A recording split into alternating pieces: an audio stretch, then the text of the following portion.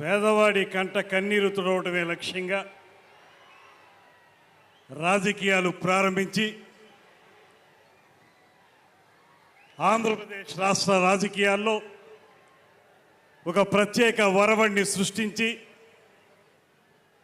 రాజకీయాలనేవి నాయకుల అధికారం కోసం కాదు, సామాన్య ప్రజానీకాన్ని అందలం మీద కూర్చోపెట్టాలనేటువంటి ఆలోచనకి స్ఫూర్తినిచ్చి రమారమి 11 సంవత్సరాల పాటు అవిశ్రాంతంగా రాజకీయ పోరాటం చేసి ఈ రాష్ట్రంలో ఒక కూటమి ప్రభుత్వం ఏర్పడడానికి, కూటమికి రూపకల్పన జరగడానికి కీలకమైన వ్యక్తిగా కేవలం యావదాంధ్రదేశంలో మాత్రమే కాదు, ప్రపంచ రాజకీయ చరిత్రలోనే తనకంటూ ఒక ప్రత్యేకమైనటువంటి ముద్ర ఏర్పరచుకున్నటువంటి పెద్దలు, మనందరి నాయకులు, జనసేన పార్టీ అధ్యక్షులు, ఇవాళ ఈ రాష్ట్ర ఉప ముఖ్యమంత్రి, రాజకీయాలకి కొత్త నిర్వచనం చెప్పినటువంటి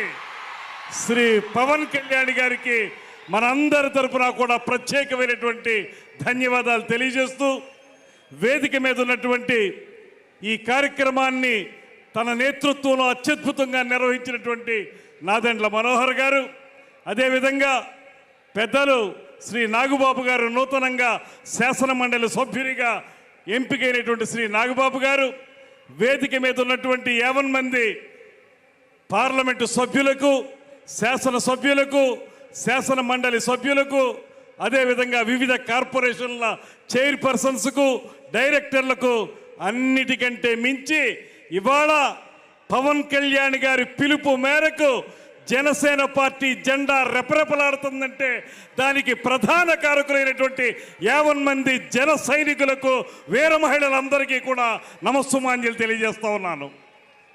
Rome was not built in a day. ఒక మహానగరం ఎప్పుడూ కూడా రాత్రికి రాత్రే నిర్మించబడదు. ఖచ్చితంగా దాన్ని నిర్మించడానికి ఎంతో సమయస్ఫూర్తి ఉండాలి, అంకిత భావం ఉండాలి, పూర్తి స్థాయిలో సమయోచిత నిర్ణయాలు ఉండాలి.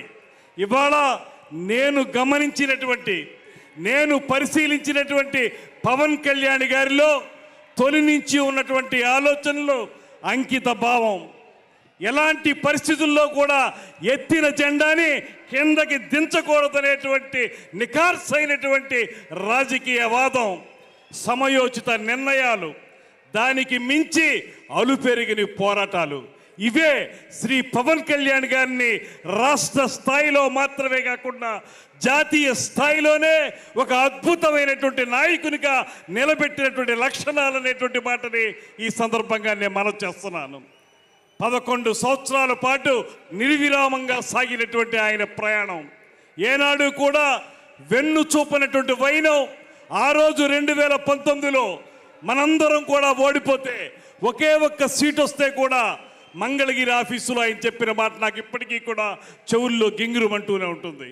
ఆయన ఒకే ఒక్క మాట చెప్పారు, ఓటమనేది నన్ను 1 గంట మాత్రమే బాధ పెట్టింది. ఆ తర్వాత నేను అనుకున్నాను, ఈ కంఠంలో ప్రాణం ఉన్నంత వరకు కూడా జనసేన పార్టీ జెండాని నిలబెట్టాలనేటువంటి మాటతోనే నేను ముందుకు వెళ్ళాననేటువంటి మాట వారు చెప్పింది. అదే మాకు శిరోధార్యమైంది. ఇవాళ ఆయన మాట ప్రకారమే ఆయనతో కలిసి ప్రయాణం చేస్తూ ఉన్నాం. ఇవాళ ఒక శాసనసభ్యుడిగా, ఈ రాష్ట్ర మంత్రిగా, అత్యంత కీలకమైనటువంటి శాఖలకి మంత్రిగా మీ ముందు నేను నిలబడగలిగానంటే దానికి కేవలం శ్రీ పవన్ కళ్యాణ్ గారు చూపించినటువంటి వాత్సల్యమే కారణం అనేటువంటి మాటని మీ అందరికీ స్పష్టంగా తెలియజేస్తా ఉన్నా. ఇవాళ అధికారంలోకి వచ్చిన తర్వాత మీ అందరికీ తెలియంది కాదు, అధికారంలోకి వచ్చిన తర్వాత విర్రవీగే ప్రభుత్వాన్ని మనం చూసాం. నోటికొచ్చినట్టు మాట్లాడేటువంటి దుర్మార్గుల్ని చూసాం. బూతులు తప్ప మరొకటి తెలియనటువంటి నాయకుల్ని చూసాం. ఇవాళ పవన్ కళ్యాణ్ గారిని చూడండి. ఆ రోజు ప్రతిపక్షంలో ఉన్నప్పుడు కూడా ఎప్పుడూ కూడా ఆయన మాట మేరలేదు. ఒకే ఒక్క మాట ఆయనకి చెప్పారు, రేపు అధికారం వచ్చిన తర్వాత మీ పరిస్థితి అవుతుందో గమనించుకోండి అనేటువంటి మాట మాత్రమే ఆయన చెప్పారు. ఇవాళ అధికారంలోకి వచ్చిన తర్వాత మీరు చూస్తూ ఉన్నారు, కీలకమైన శాఖలు పంచాయతీరాజ్ శాఖ కానీ, అటవీ శాఖ కానీ, నీటిపారుదలకు సంబంధించినటువంటి జల్ జీవన్ మిషన్ కానీ, ఇటువంటి అంశాలు ఉన్నటువంటి మంత్రిత్వ శాఖలో నిరంతరం కూడా వాటిని ఏ రకంగా ప్రజలకి చేరువుగా తీసుకురావాలి, ఏ రకంగా వాటి ద్వారా పేద ప్రజల కంట కన్నీరు తుడవాలనేటువంటి తపనతోటి నిరంతరం ఆలోచించేటువంటి వ్యక్తి శ్రీ పవన్ కళ్యాణ్ గారు.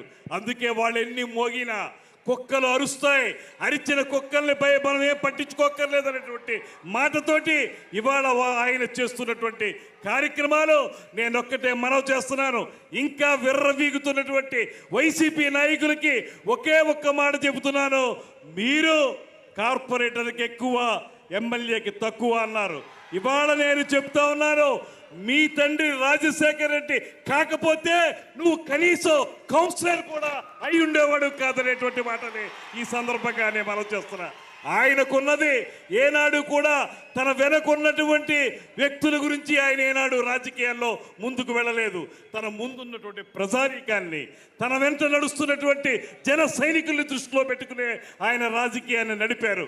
అందుకే ఇవాళ ప్రపంచ వ్యాప్తంగా ఒకే ఒక్క మాట చెప్తున్నారు, 100% స్ట్రైకింగ్ రేట్.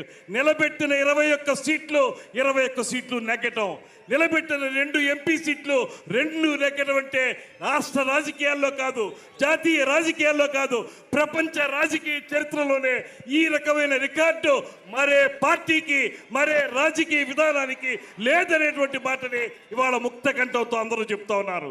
ఈ సందర్భంగా ఒక్కటే నేను మనవి చేస్తున్నాను, ఒక సరైన దిశానిర్దేశం ఇవాళ మనకు చేయబోతున్నారు శ్రీ పవన్ కళ్యాణ్ గారు.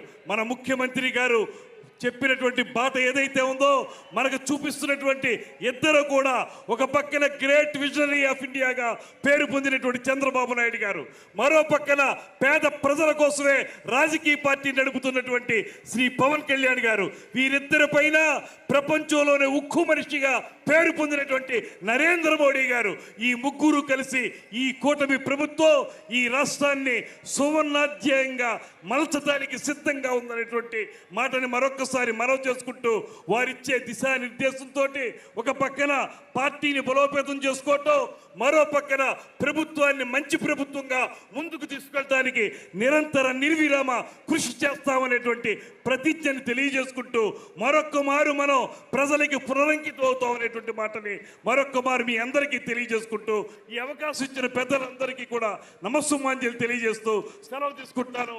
నమస్కారం. జై జనసేన.